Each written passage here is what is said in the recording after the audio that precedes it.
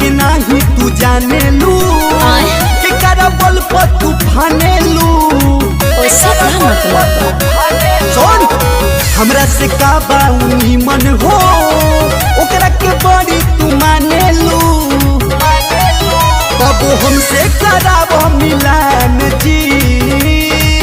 अरे मुझ पर हरदम देख रहे ऐठान जी सनकिला भर हवे हमारो पसंद जी हाँ चलस हरदम सीना के तान जी ए जी सनकिला भर हमारो पसंद जी बुझला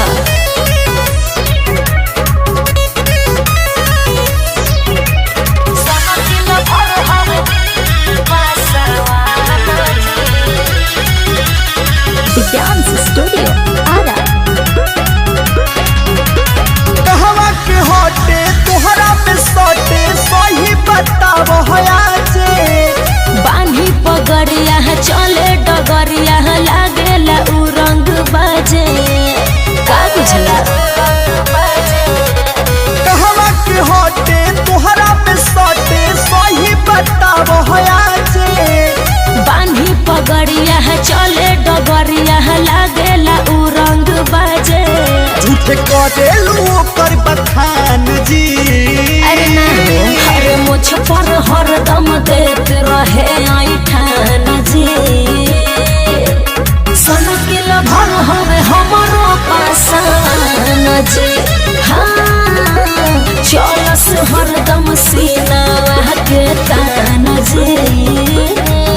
ए जी सनकिल भर हमारो पासान जी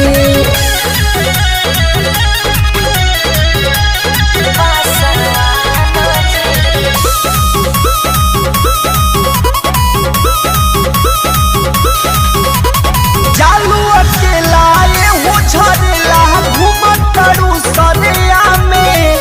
रमेश रेशमिया ललन भोजपुरी के चढ़ल जवानी बना में दिमाग रखला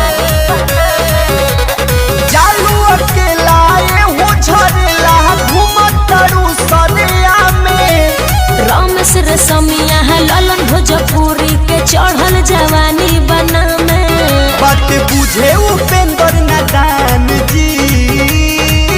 एहो मुझ पर हरदम देख रहे ऐठान जी सनकिला भर हवे हमर